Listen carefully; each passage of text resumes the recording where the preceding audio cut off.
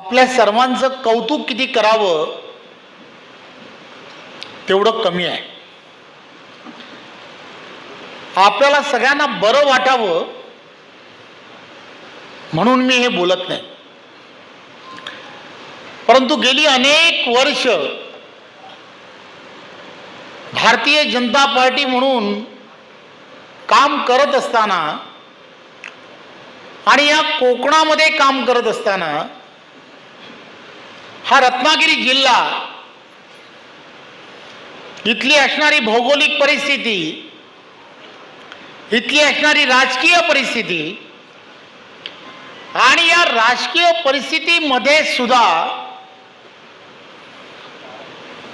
मी जेव्हा उतरतो, बघतो, जाणवतं, योगेशजी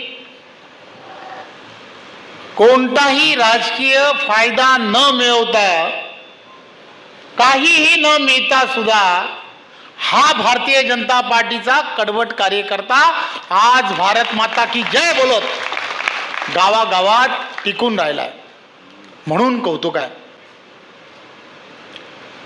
खरं तर हे मी वारंवार सांगण्याचा प्रयत्न करत असतो. पार्टी अध्यक्ष म्हणून बोलतो, बैठकांमध्ये बोलतो की या सगळ्या कार्यकर्त्यांच्या पाठीमागे किती मोठी भावना आहे.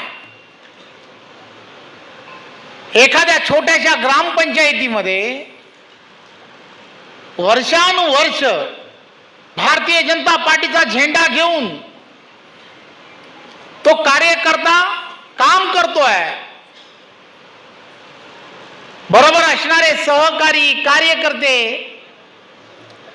हे कार्यकर्ते सगळे मंडळी चर्चा करतात, अरे आपल्या वाडीमध्ये 2 लाखाचा रस्ता सुद्धा आपल्या पार्टीकडून आपल्याला मिळत नाही आणि तरी सुद्धा आपण पार्टीचं काम करायचं.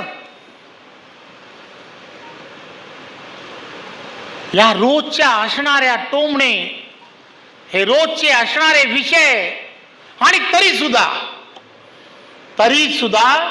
पार्टीचा अजेंडा घेऊन, पार्टीचा तो छोटा छोटा कार्यक्रम घेऊन 2-4 कार्यकर्ते बरोबर आहेत नाही तरी सुद्धा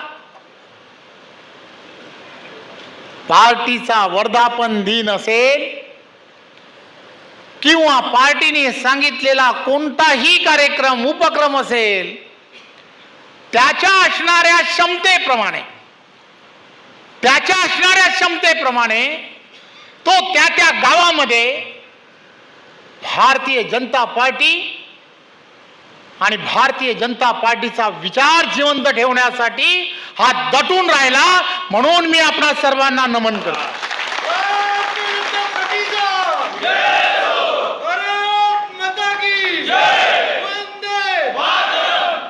आपण सर्व दैवतुल्य असे कार्यकर्ते आहात.